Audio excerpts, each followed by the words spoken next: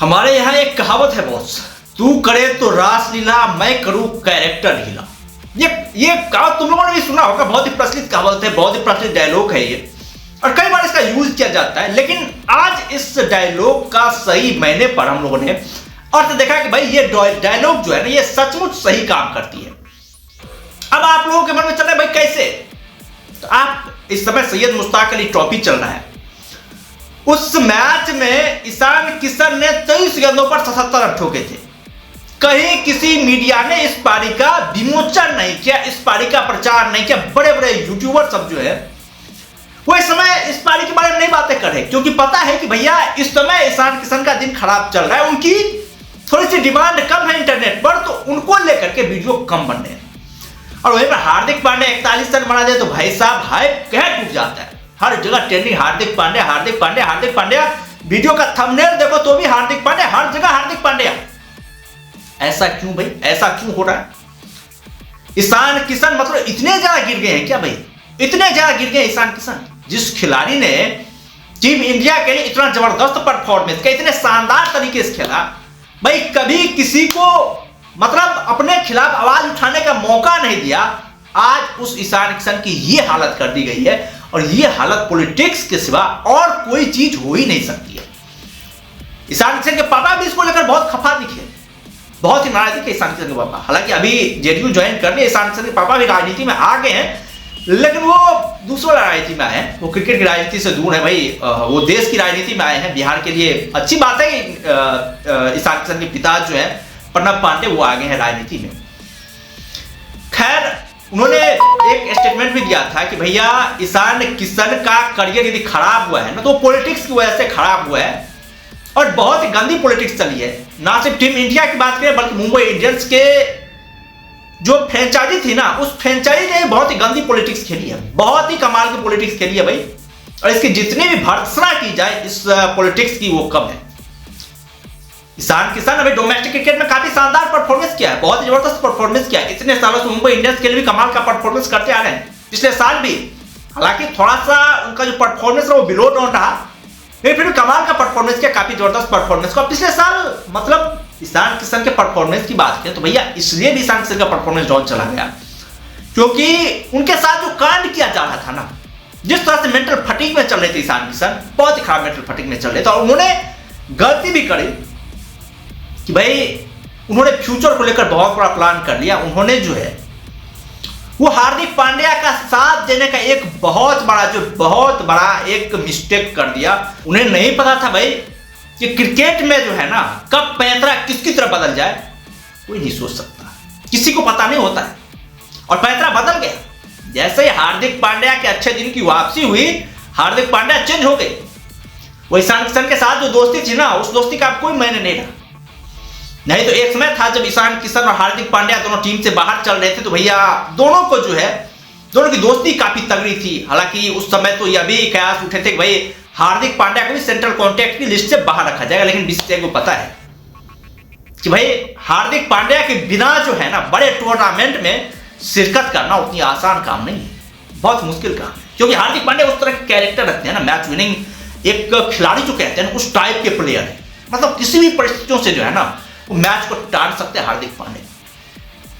इसलिए बीसीसीआई को जरूरत थी, इसलिए हार्दिक पांड्या भी उसी तरह का दोस्त किया था। हार्दिक पांड्या भी चोट का बहाना किया था, तब बहुत सारे आरोप लगे थे हार्दिक पांड्या के ऊपर भी।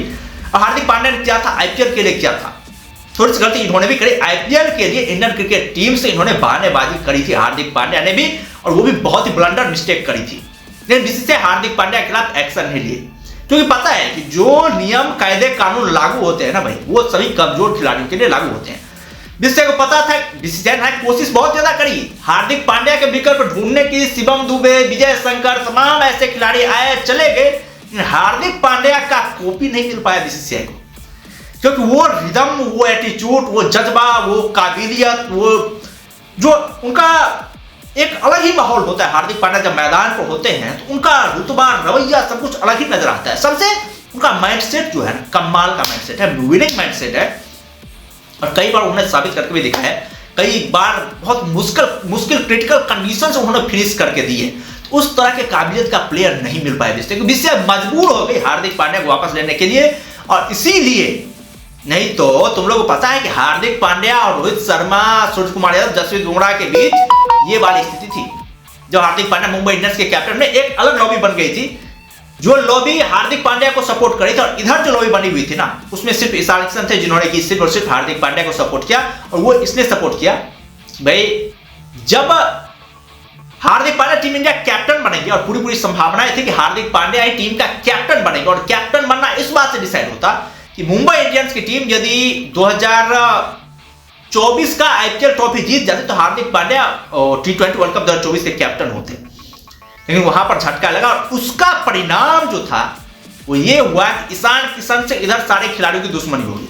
चाहे रोहित शर्मा हो, जसप्रीत बुमराह हो, सूर्य कुमार यादव हो, तिलक वर्मा हो, सारे खिलाड़ी जो इधर थे, उससे ईशान किशन की दुश्मनी हो गई। और यही उसका परिणाम हुआ कि इस साल ईशान किशन को मुंबई इंडियंस की टीम से धक्के मार करके बाहर निकाल दिया गया। और वो तो शुक्र हो कि भाई, हालांकि बहुत सारी टीम मीटिंग में गई थी, सभी को पता है कि ईशान किशन क्या कर सकते हैं, किस तरह के वो बल्लेबाज है, सभी को पता है। हर एक फ्रेंचाइजी गई थी ईशान किशन को खरीदने के लिए।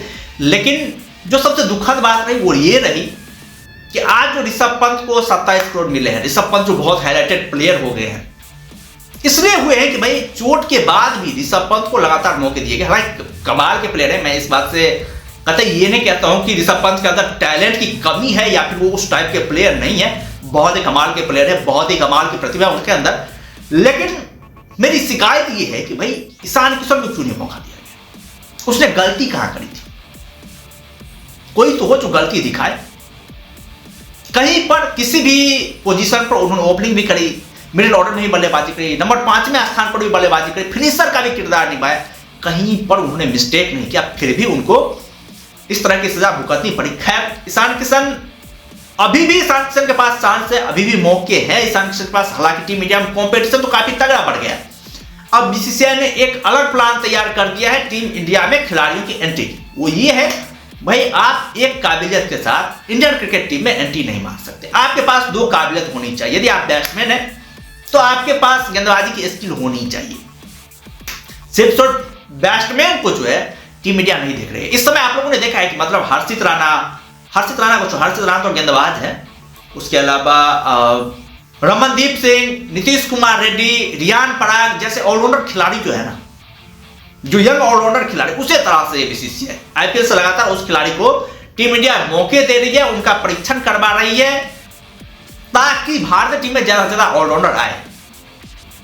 और ऑलराउंडर आने से ये होता है कि आपकी टीम प्रेशरलेस होती है। चाहे बल्लेबाजी की बात करें, गेंदबाजी की बात करें, किसी भी डिपार्टमेंट में कोई तरह का प्रेशर नहीं होता है। एक खिलाड़ी जब गेंदबाजी भी कर सकता है, बल्लेबाजी भी कर सकता है, तो आपको ये नहीं होता है कि भाई आपके गेंदबाज पर डिपेंड रहना पड़े या फिर बल्लेबाज के ऊपर डिपेंड रहना पड़े, या फिर ये इस तरह के प्रेशर के साथ खिलाड़ी खेले कि भाई 5वें पोजीशन तक ही बल्लेबाजी है, 6ठे से गेंदबाज आ जाएंगे। इस तरह का कोई प्रेशर नहीं होता है।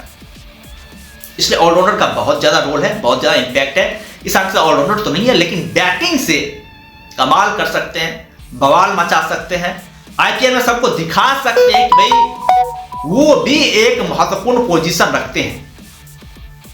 और उस कंपटीशन को तहस नहस करना पड़ेगा ईशान किशन को। उस तरह की पारी खेलनी पड़ेगी जिस तरह से उन्होंने चौंकाने वाला दोहरा शतक लगाया था, उसी टाइप का कुछ करना पड़ेगा ईशान किशन, कुछ एक्स्ट्रा करना पड़ेगा, कुछ लीग से हट करके करना पड़ेगा ईशान किशन को, तभी जाकर के वो इंडियन क्रिकेट टीम में एंट्री मार पाएंगे। वरना भाई इस समय जो कंपटीशन चल रहा है